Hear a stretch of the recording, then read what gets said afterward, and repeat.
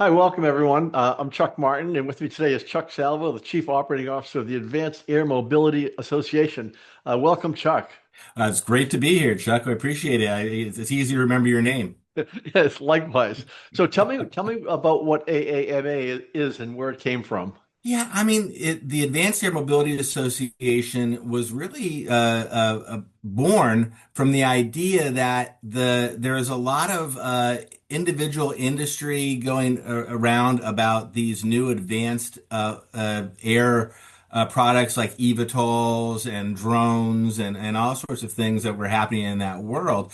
And it seemed to us that when we started doing the research, that there was no real association put together to focus on the cities, the regions, and most importantly, the ecosystem, the entire ecosystem that would be necessary for uh, this new product, this visionary Jetson-like product to really take off, if you would excuse the pun. Is it the idea that these flying vehicles have been in development for like 15, 18 years?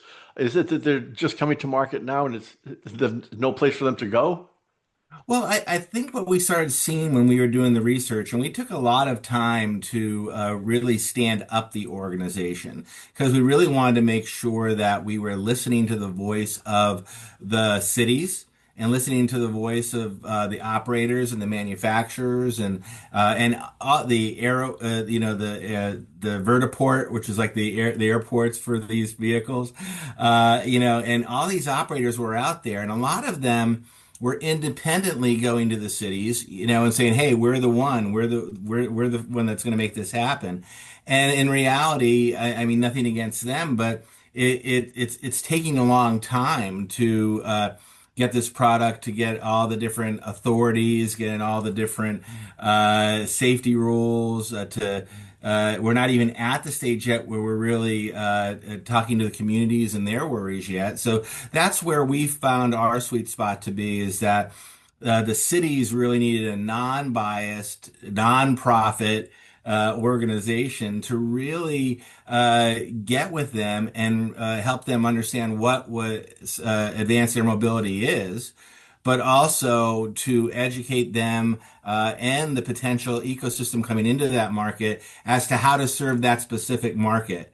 And then also gain those best practices for those cities across the country, across the world, and hopefully advance this beyond just kind of a stagnant circle that was been going on for like the last 5 to 7 years of this product. Even though the flying machine is advanced, the ecosystem is kind of going along at a snail's pace. How did you get involved in this? Well, interestingly enough, I was with Disney for 15 years with the Disney Institute, and the Disney Institute was that organization that really people would come to Disney and say, "Hey, can you teach us in our organization how to make people happy?" And we would say, "Okay, we could do that." So, but for 40 years now, Disney Institute was around really helping organizations do that. My role was to lead the professional development arm of that, but also to lead the consultancy, the advisory arm of Disney Institute. And then during that time, I was able to work with all sorts of people, any organization you could potentially think of. And some of those were the aerospace manufacturers, operators, the cities. I mean, I really received a passion for this. I grew up in the airline industry, even though my background is organization development and chef. My dad worked for first Allegheny Airlines, then U.S. Airways, then American for golly, almost 40 years. So I got to jump on those free flights until I was 21. And so the combination of that passion and then listening to these leaders out there that really that this type of organization was needed. This is when myself and Antonio Campello, the CEO, decided to start doing the research and see if this was a viable type of association to put together. You know Antonio, the CEO before that? I did. Antonio was one of the people I met when I was with the Disney Institute. When I left and started my own business, Antonio and I kept in touch, and we kept going back. And as we were listening to the folks in this industry, And really, that was the important part, Chuck. We really didn't want to just stand something up with our idea. We wanted to go out and really do a major listening tour to all the different potential entities, all the potential people that would be part of this ecosystem, and ask them what do they need. And this has come up to be the resounding answer is that they need somebody that's non-biased and but that also can pull together every aspect of the industry as opposed to just manufacturing and the operating of this. 'Cause it's going to take so many different arms, Chuck. The association is not new, but I've been hearing a lot of buzz about it lately. So we'd like to quiet for a while doing this research. Yeah, very quiet because that was the goal. We stood it up a couple of years ago, several years ago actually. However, we really wanted to look at again do more of listening tours, talk to a lot of experts. We have a great set of advisors. You can find them on our website and board members and we really wanted to make sure we were very intentional as to how we stand this up and then what is the right focus to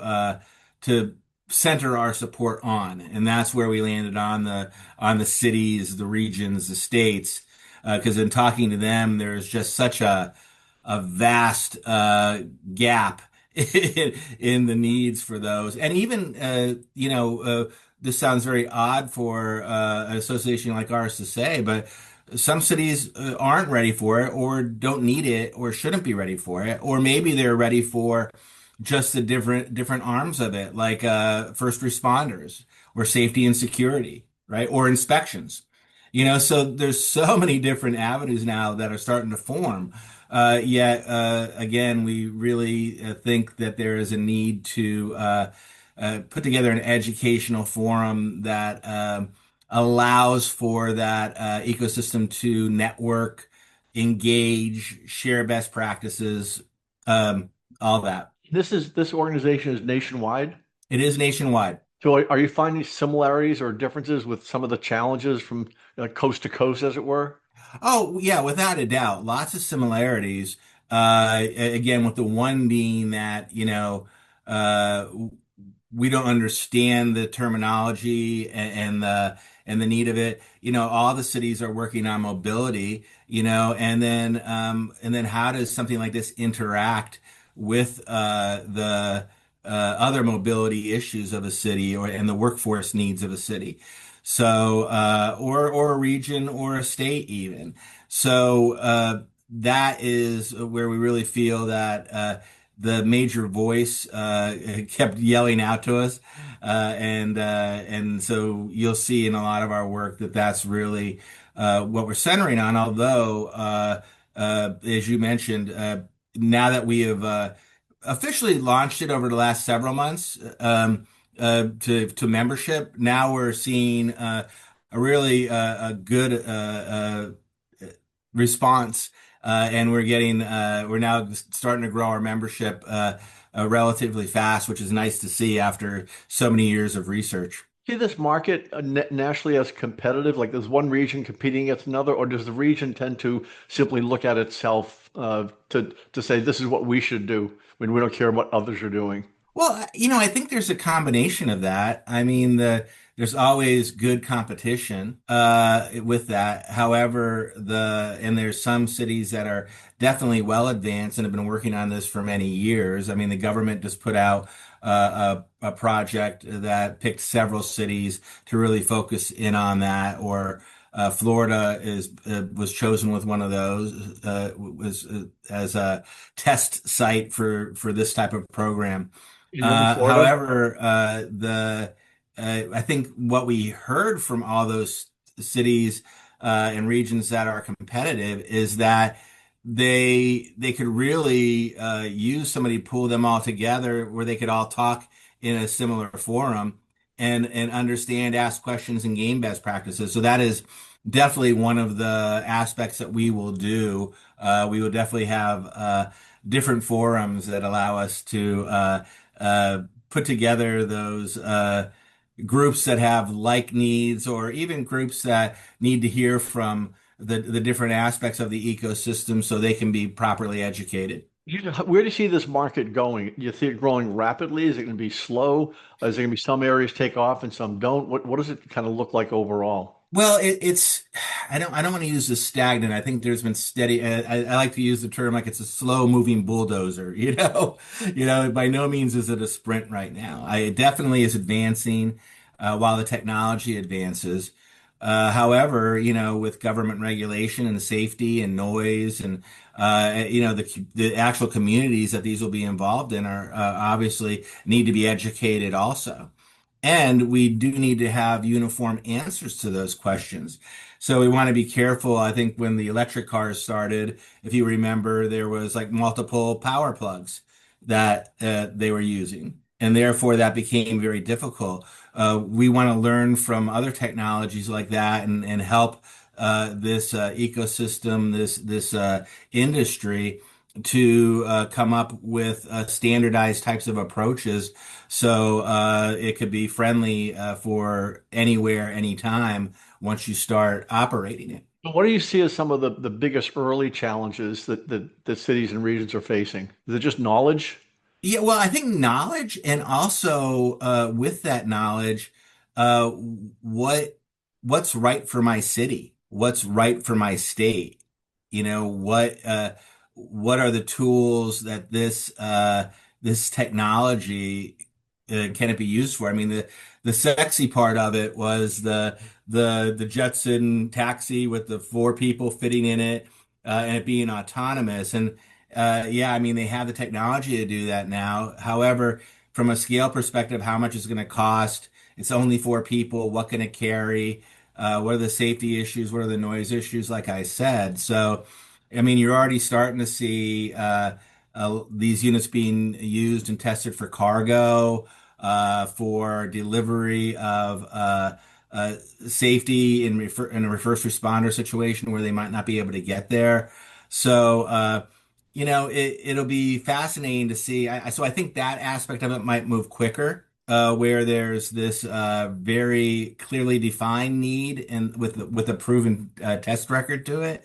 While I think that some of the four passenger or more flying vehicles might take a little bit longer till we figure out how they fly, where they land, how they're powered, how are they serviced when they get there. And this some of those steps I just mentioned, Chuck, point out the fact that of this vast ecosystem that needs to come together. If you think about it, real estate, transportation, power grid, even simple things like food and beverage at vertiports, so all these things need to be taken into account for like in the airline industry for both above the wing and below the wing, but even more in this case, since they'll be transporting like a taxi might to different locations from location to location, each of those areas have to be ready for